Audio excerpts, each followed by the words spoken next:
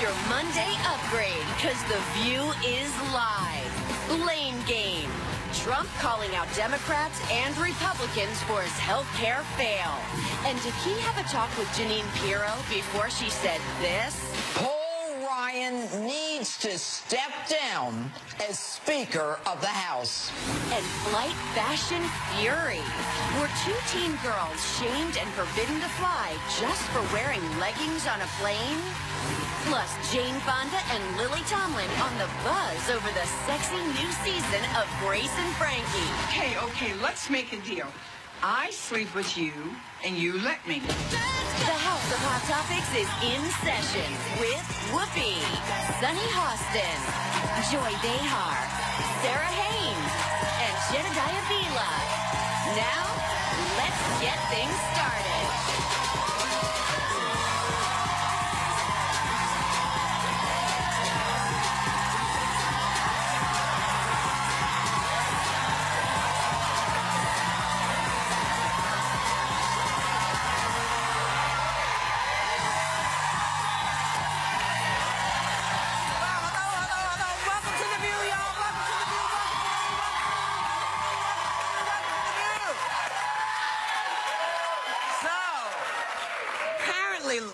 Maybe the last couple of days, two generations of news media went head-to-head when Sean Hannity sat down with veteran newsman Ted Koppel, where Koppel explained the biggest difference between the two of them.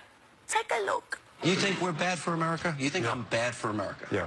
You do? In the long haul, I think you Really? and all these opinion That's shows. sad, Ted. No, you know why? That's sad. Because you're very good at what you do, and because you have attracted people who are determined that ideology is more important than facts. Bam, drop the mic.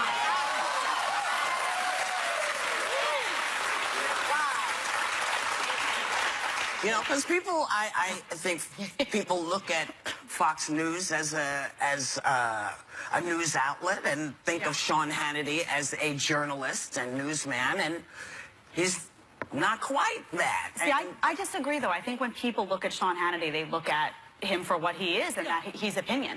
In the same way that, see, I think Sean Hannity, I agree with him on a lot of issues, disagree with him on some. I actually do think he's good for America in the same way that I think Rachel Maddow is good for America.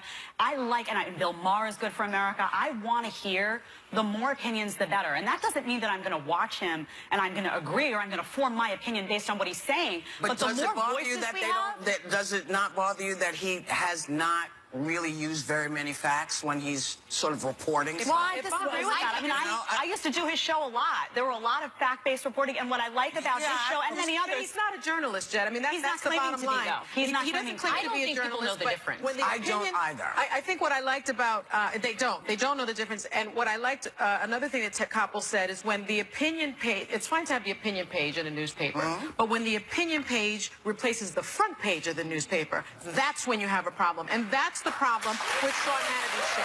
Because his opinion has become the news, and his opinion has its way into the White House. It's also true that when Trump was running, no journalist checked his lie.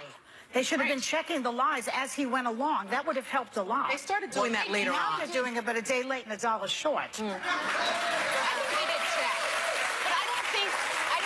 A lot of people that watch, and this is not an insult to Jed having been on Fox News, but I know a lot of people specifically that watch Fox News and equate it to the networks and the broadcast journalists, and they don't know the difference. I think you're, like you said, I think they do. I think it's because you know how clearly the line is drawn, but I think there are a lot of people that are seeking someone to represent them, and they don't know the distinction. But there are people, isn't it interesting that over the weekend, you know, Trump calls the Washington Post and the New York Times fake news, fake news. But after he failed at the Obama we're going to get the first ones he called were the New York Times and the Washington Post. That was remarkable. Every news network within their division has opinion and then has news. So you can't equate Bret Baier on Fox News with Sean Hannity, and you shouldn't. Bret Baier is a hard news guy. He does the debates. He's not biased. Watch his reporting. It is not biased. However, if you watch Sean Hannity, you're getting a bias, and he admits that. He's a right-wing commentator. But that's the difference. That's the difference that Ted Koppel is pointing out, because Ted Koppel, you don't know what his personal opinions are, and that is, you know, when Well, you know that he thinks Sean Hannity's bad for America, so that tells me something about He it. says that about MSNBC also. He's also not working right now as a journalist. He was talking about how he feels, and that is his opinion. However, I find it interesting because facts are hard to find on Fox. I'm not going to lie. Because, you know, for years, they pretended they didn't know where President Obama was born. They pretended That's not true. I'm sorry. Yes, That's it not is. true. Oh, it absolutely is. If you look at a lot of the reporting, I worked there. I promise you, it's not true. And, you know, I'm telling you, Sean Hannity did it. But you can handpick anyone, and that's what I'm saying. If you let me finish what I'm trying to say, then you might understand my point. Go ahead. Which is, when you don't say, hey, listen, I know we have a specific thing here, but this is not true. He was born in Hawaii. That's where he comes from. 4 or 5 years of that, people still believe, because they didn't hear it from these guys, whose obligation it is, even when you're an opinion show, it's your obligation to at least get a fact. There were a lot of, all I'm saying is I agree with you. Eat the lie. I agree with you. There were a lot of people there, though, that were, I was there were a lot of people who were saying that. I can't attest to everyone. All I'm saying is that within every news network, I think there are people you can count on for fact and people you can't, and people you know that their opinion based. The line is very blurred at Fox News. It's very blurred. It's not blurred at MSNBC or CNN. Very blurred at MSNBC too. But look at this. Remember when Trump cited this non-existent terror attack in Sweden after seeing a Tucker Carlson Tonight segment about refugee violence in Sweden? And so when they asked him, where did you get that news from? He said Tucker Carlson. And it wasn't true. And that's why the lines are blurred. And they're blurring all the way to the White House. And that's the problem. But you had recently a report at Fox News. You remember that report that Judge Napolitano did? Yeah. Judge Napolitano put out a report. He works for Fox News, and you had the news network. It was wrong. It was wrong, but my point is you had Brett Baer, you had Shepard Smith, you had news people at Fox News saying that's not representative of what Fox News stands for. I'm not here to defend Fox News as an entity. I'm here to defend the objective people within. I'm here to defend news in general and say there are objective people, there are opinion people. In my opinion, that makes for a better America. Give me more. Let me ask you something. When you were there, I was there, yeah. Do you remember anybody questioning Trump when he said that Obama was not born in the country? Yes, I do. Do you remember? I mean, I was doing it. I was there. I was saying this is ridiculous. You. We have to move Besides on. you. There were a lot of commentators that were doing it. I have to tell you, I don't mind opinion. We are opinion. That's what we do. Yeah. But nobody believes that we are going out and doing journalism. We're not objective. We're not. But we also are held to certain standards, because if something said... This is new. We're an entertainment show. We have always been an entertainment show. In the last couple of years, news has absorbed us, and we're sort of having to figure out where we stand with people. But let's be clear. We talk about our opinions. We will check stuff and make sure that we're not passing false information. And if we do, we say, hey, I was wrong. Fox does not do that very often. They just did it. Do it. Did you hear what I said? I did. So I said they don't do it very often. Yeah. And it's important to know that people need a fact. And you're absolutely right, because if your president is going to be watching and getting all of his information and making policy based on what he sees, and if it's wrong, what do you do? So I understand what Ted Kopp was saying. I think it isn't good for America not to demand a fact. Get the facts. I mean, that's what they all have done. If you think about the wiretapping, Trump watched Fox News and watched Napolitano give that quasi-fake news report about the wiretapping. We're spending money as taxpayers investigating something that doesn't even exist. Well, I problem here. Our bigger onus there is not on the cable news or the news. It's the fact that our president is not going to experts or people within his administration. He's going to TV news to get information. The president shouldn't be going anywhere. Well, you shouldn't have any president going to any news network and watching opinion programming and getting Warner seeks its own level. That's why Trump goes to Fox. Well, they're on his level. You know how many people watch Fox News in this country? I'm saying a lot of people. Sean Hannity is in his pocket. There's a lot of people who watch that, and there's a lot of people that voted for Donald Trump that feel that that represents their view, and they're happy that's represented in news somewhere, even if it's in the opinion section. That's just representative of a portion of America. Just don't represent it as a fact. We'll be right back. Still ahead, reunion shocker? Are Huma Abedin and Anthony Weiner really giving their marriage another shot? We are honored. Fabulous. Really? Yes. To be nominated for 5 Emmy Awards. Thank you! Thank you! So amazing. We are View Strong all day long. That's right. This is the Emmy-nominated View on ABC. Still ahead, Grace and Frankie stars Jane Fonda and Lily Tomlin. Welcome back. And this is sort of going with the conversation we were having, because over the weekend, the new guy spent a lot of time doing damage control over the failure of Obamacare, his Obamacare replacement. And he cast a very wide net of people to blame of why it tanked. First, he blamed the Democrats. I don't know why he blamed them. They're just kind of going, what the hell? We got over that. Then then he turned on the Republicans. Right. And on Saturday tweeted for people to watch Judge Jeanine, who had a specific target. Take a look. Paul Ryan needs to step down as Speaker of the House. The reason? He failed to deliver the votes on his health care bill, the one trumpeted to repeal and replace Obamacare. This is not on President Trump. No one expected a businessman to completely understand the nuances, the complicated ins and outs of Washington and its legislative process. So this Judge Dean is on, she's on Fox. Yeah. And I just wonder, does she not think the president is actually supposed to read the bill before it goes on? No. I don't think it's called the Ryan bill. No. It was Trump care. Well, it is Trump care. But so how does this work? I mean, this is part of the issue, I think. And this is not just an issue for Fox or ABC. It's for all of the networks. Because, of course, they all ushered in this period of Trump, you know, over 2 years and showed him that his sweetest and this and this. So now we got it. Yeah. What bothers me about this is he tweets out, everybody watch Judge Jeanine, and then she calls for Paul Ryan to step down. And you see those sort of shenanigans in state-run television, right? Yeah. You see that when there isn't a democracy.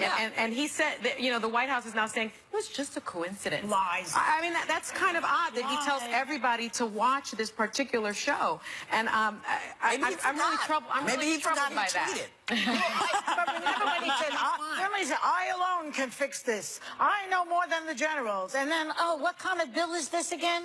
It's so complicated. Oh, my God. Well, when they said no one could expect someone to understand this, that's why you vote for a president. You do expect them to understand. Well, he ran on this. Exactly. The other problem he ran on his business acumen. The other problem he ran on making deals.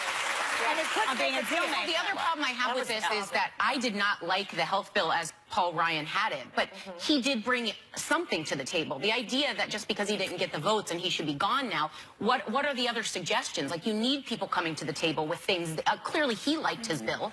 You know, I don't like the idea of whoever writes it, if it doesn't pass, then cut them off. I know. Yeah. What about this? What if we did this? What if we took... Okay, call me crazy. What if we took Obamacare and really went looking for the stuff that doesn't work and said, oh, you know, maybe we can take this out. And maybe, oh my gosh, maybe it's possible that we could keep something that didn't dump everybody and improve it, which is what you expect a president to do when they come in, is to improve something. What about that? Both sides. Don't you think that now he will be going to the Democrats with his tail between his legs and begging them to help? No, I don't think What's he he's going to going do? to. Well, I agree with you first off about The tax thing is going to be just as complicated because for some reason over my pay grade, I'll tell you right now, I don't understand. But if you don't fix Obamacare the way they want it, you can't do the tax thing either. There's a problem with one follows the other, and I don't know how. I think that's true. So they're going to have the same problem. I think that's true. I think they tried to do what you're suggesting. The problem is that the plan... Jen, you know they didn't try No, what to do they did was, though, they presented it in a way that they did keep certain elements of Obamacare, but the problem was the way that they kept them, the costs for people were going to go up. So you had a segment of the caucus called the Freedom Caucus that looked at it and said, look, I promised my constituents that if we're going to get rid of this, we're going to usher in something that's going to be better. This wasn't it. So I'm glad that the Freedom Caucus didn't support this bad bill. How many years did they have to fix this? And then they tried it in 16 it's on days. them. Look, it's on them. They had 7 years to do it. It's on them. I agree with you. Why is he blaming the Democrats? Because if you think about it, they control who else is he going to blame himself? The Republicans. He should. It's such a fractured party. Obama was able to pass the Affordable Care Act with no Republican support. Right. The Republicans were not able to pass their bill. But that's because That's what he was doing. That's why. Well, but that's because you have a segment. You have a problem with the Republican Party. There's a segment of the party that wants to just pass something to look efficient, to look like, look, we got rid of this and we're better. And there's another segment of the party that's saying, no, that's not what we're trying to do. We're trying to make it better for people. It's fractured. If that's true, and you're talking about the moderates, I take it, in the Republican Party, then why did the moderates and the Freedom Caucus obstruct President Obama for the whole time he was in office? Because they disagree with his agenda. I thought you said they want to make it better. They do, but they have a different. They do want to make it better, but they have a different vision as to how to do By on that. day one, Mitch McConnell saying, "I'm going to obstruct this president." That's how they make it better. No, because they have their own way that they want I to was do not born things. yesterday. No, They do. We see it differently. We see it differently. They only want to make it better when they're in They want to do it through a free market approach, but that's a very small Can I say one thing before we go? It's not that they want to do it through a free market approach. They want to do it so they can say, see, we got rid of Obamacare. And actually, you know what? And the problem with that is you're not taking a look at it in its entirety and saying, okay, everybody, let's figure this out together. Yeah. Together. I'm agreeing with you. And so, for me, I just feel like, look, you know, as long as you show your ass to people, that's all they're going to see. I'm just letting you know, Mr. T. We'll be right back.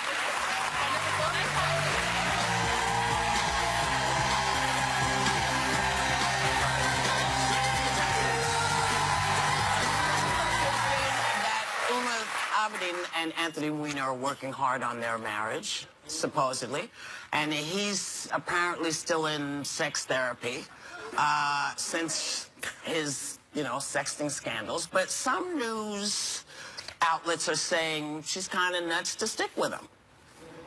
Yeah.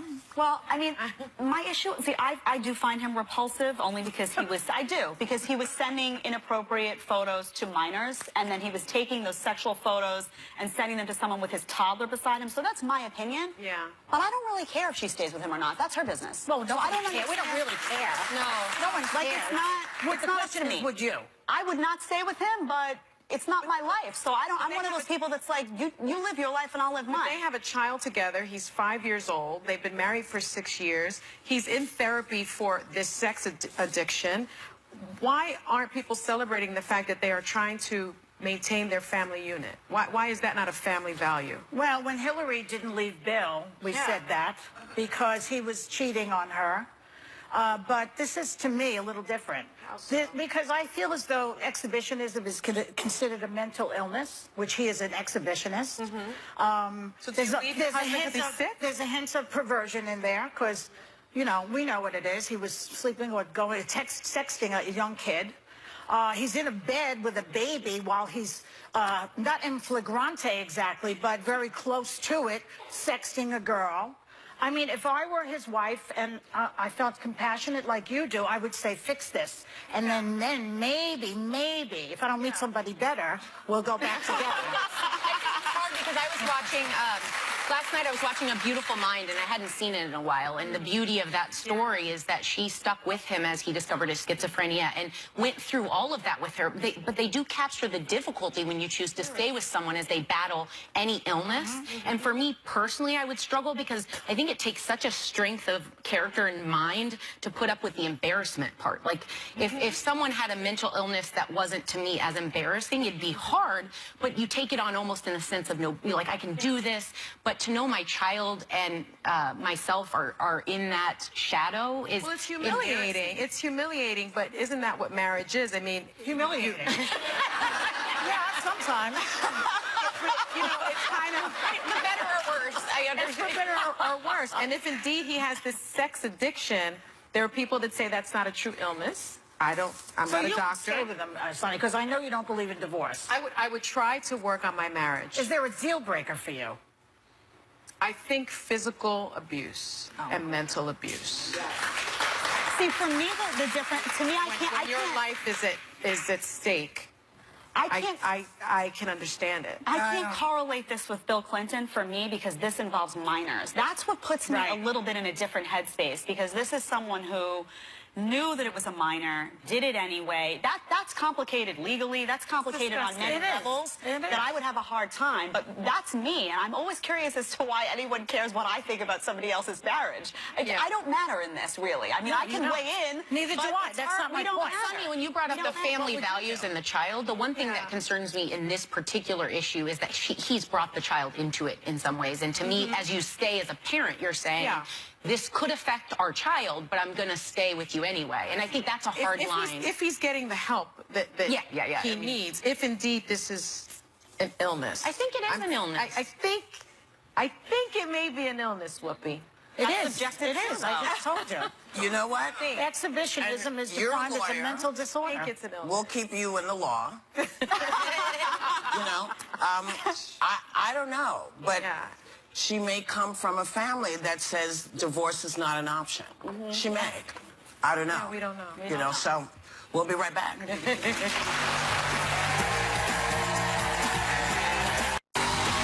Tomorrow, it's a full day of hot topics, and they are fired up. Just when you think it can't get any stranger, Boom! Plus, a View Your Deal that's almost magic.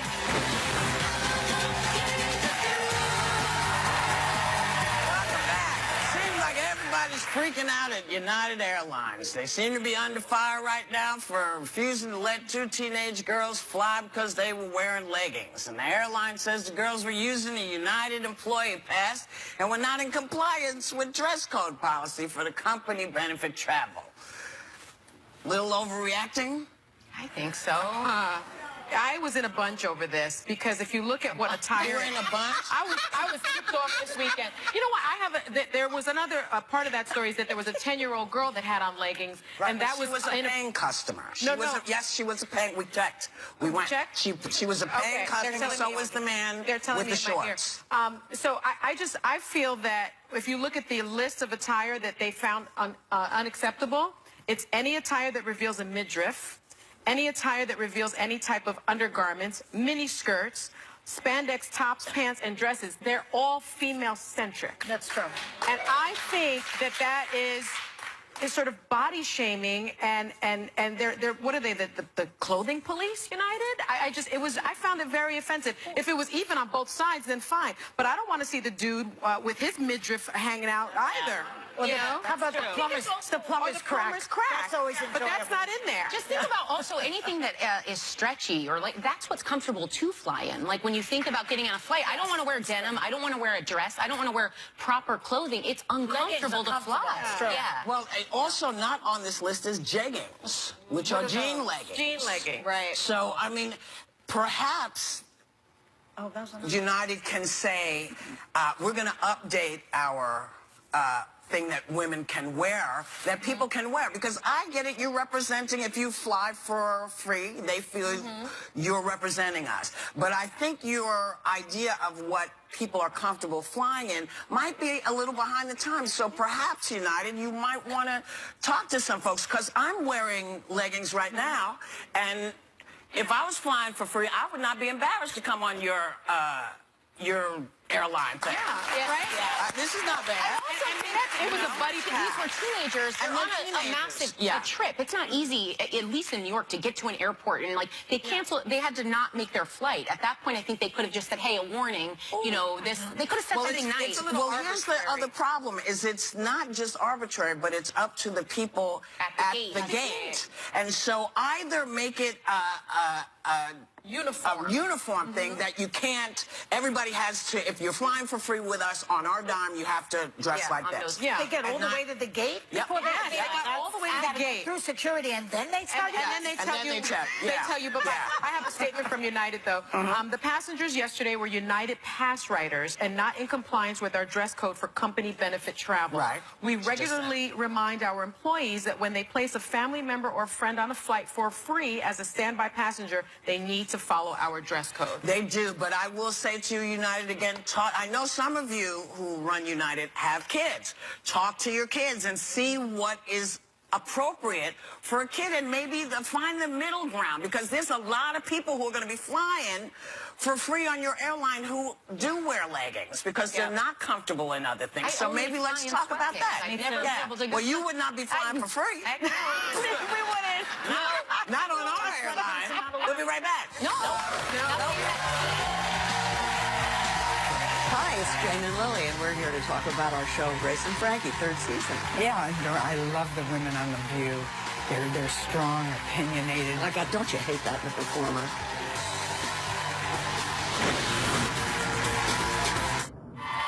This week on The View, we're serving up Big hot topics. We're talking big. and you know we're having fun, because look who's hitting The View. Katie Holmes and Katie Seagal. Wait, there's more. This Guy Day Friday is a home run, cuz. Joining us is a real man, you know what I'm saying? Oh, yeah, we do, Joy. Because Alex Rodriguez co-hosts. It's all this week on The View on ABC.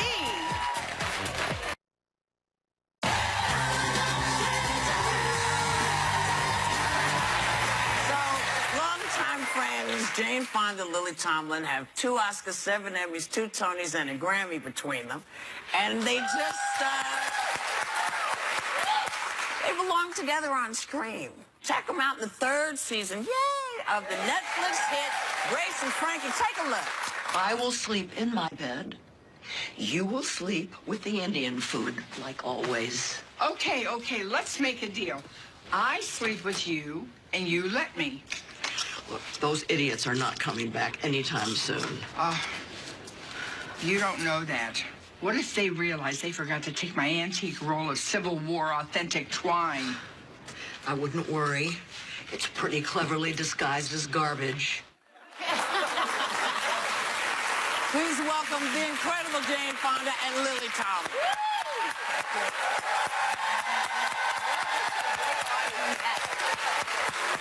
So you guys have been friends for a very long time, but you supposedly say that you're opposites, total opposites. What does this mean? I don't think we are. I don't think you are. 2 great American, amazing women. Yeah. Oh, thank you. Absolutely. You know. How did you meet? We met technically when Jane came to see my show at the Amundsen back in, like, what would it have been? It was in the late 70s, and I fell in love. I did. And I was in the middle of I'm co-producing 9 to 5, and I'm working on the script, and it's kind of dark. Yeah. And I see her in the show. Yes. And I fall in love, and I say, I don't want to make a movie about secretaries unless Lily Tomlin's in it. And then driving home, I turn on the radio, and Dolly Parton is singing, and I'm thinking, oh, my God, wouldn't that be fun?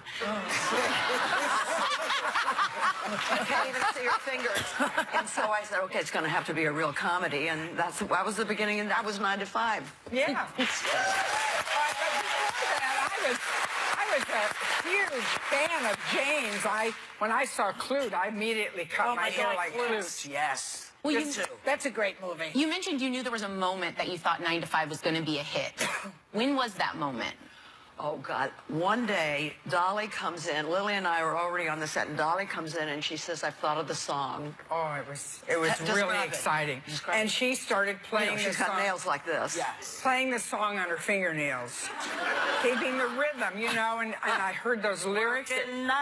And she sang the whole thing. Yeah. Lily and I we had goose flesh, right? Yeah, it was totally an affirmation. It became the anthem of the movement. Yeah, it did. For It female remains entrepreneurs. an anthem of the movement. Now, Dolly just presented you with the SAG Lifetime Achievement Award in January. Congratulations.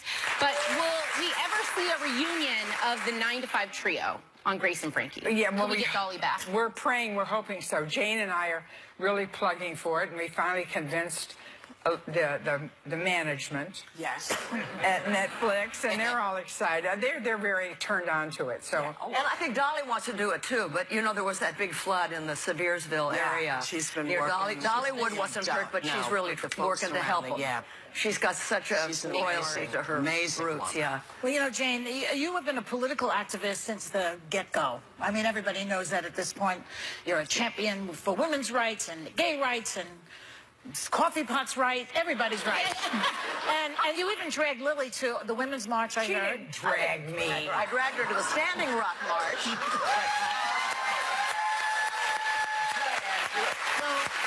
No, but the Women's March was amazing. Did you say that?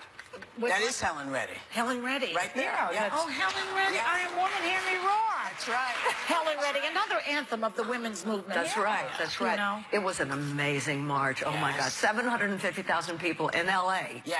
And no sense of danger. That's right. Everybody had each other's backs, and even people who don't like to be in crowds felt comfortable. Well, we knew what the message was. We knew what we were there for. We knew what we were there for. Yeah. Well, you know, they say that celebrities shouldn't talk about politics. I mean, we have a celebrity in the White House, so it's kind of ironic. Yeah, right. But they do bash celebrities. You know opening why? their mouths. You know why they bash? Why? Because it's effective when celebrities speak out. And they don't want us to They don't speak like out. it. They don't like it. And historically, since the time of the Greeks, artists have always spoken out. They speak truth to power. That's right. Always. Yep. And also, what about, usually it's people who don't like you speaking out or people who have contrary opinions. Yes. Yeah. And they think the other person is just Oh, you did? Oh, I'm sorry. This opposite thing isn't playing out because you seem to be very in sync. You said it in no way that I could understand. Okay, then you do it. Do your thing. I have another quote from you, Jane, that said, no one should run for president without passing a psychological test. Do you have anybody in mind when you said that? They're fantastic, these tests. They're very complicated. They take a long time, and there's many different kinds of things. And because I had a husband once that said I was crazy, and then he made me take the test. Oh, really? And I said, I won't take them unless you do. Right. And guess what? Yeah, he was the nuts. Yeah, right. Really? No, but I do think either we all become psychiatrists, voters do, or else the person, woman or man who's running needs to take a test. Yeah. That's a good. I think that's a baseline. It's just to drive a car. I'm serious. Why not drive a country? If you're going to drive a country, you should have a test. Yeah. Do you know how to make a turn on a dime? Do you read? You know, can you read? Do you? The basics. Yes. Can you? Crazy. Go ahead. Jane, you even have a line of merchandise that I think you were sporting on the red carpet. You have T-shirts, mugs, even a clutch purse with your infamous mugshot from 1970. By the way, you look stunning. It's a good shot. It's isn't an it? I amazing know. shot. You don't waste that. But did you expect them to? They just sold like Well, I hotcakes. made them. Of course course. I expected them. I raised money that way for one of my nonprofits. Did you expect they'd be that popular? Yeah. I mean, look, if I had done anything wrong, I wouldn't be doing it, but it was a complete frame-up. They were vitamin pills. I was accused of drug smuggling, and the guy that busted me in the airport said it was on orders of the White House. That wouldn't be Nixon. And, you know. Nixon. Well, I told Another one who needed a psychological test. Wait, you did? Yeah. But did you ever think he'd look good? Well, everyone looks good as this compared to this one. And you've had, you just mentioned this, but you've had a little run-in with the law as well. Oh, no. You didn't run it. You might have experimented with some things that were... Many years ago. No, Many years ago. Nothing honorable. Nothing honorable. Do you want to tell the group about this, or do you want me to? Well, I dabbled in a bit of shoplifting. Oh, big deal. When I was 14. Yeah. I wanted sweater sets. Of course. But I also wanted bathing suits. Yeah. And so...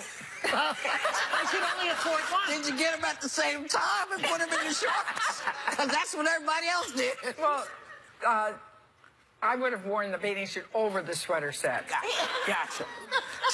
You know, one time I remember reading that when your hair didn't look right when you were a kid, you would stay home from school. I would. I literally would be out 12, 13 days in a row. It's the hair.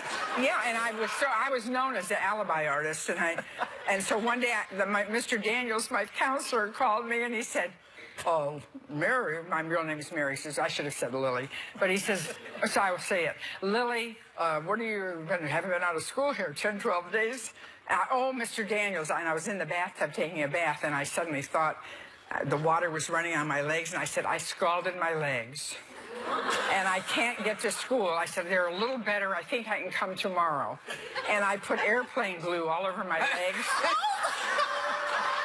And put a pair of stockings over there. Your hair didn't come out right. Yeah, because my hair didn't come out right. Well, let me ask you this. One big way we're different. Your hair always comes out right. No, I didn't give a fuzzy rat's ass if my hair was good or not. Speaking of a fuzzy rat's ass, Grace and Frankie does a great job talking about issues like aging and sexuality. And this season, and you know, it's interesting that we can't actually say what I'm about to say. The ladies are starting an interesting new business. You want to say what it is? What is it? Well, you see, at the end of season 2, a good friend of ours gives us both gifts, and Right. my gift is something that vibrates. Right. And Grace, like a phone. Grace Or has two- never Right. used one before and ends up with carpal tunnel syndrome. Now, see,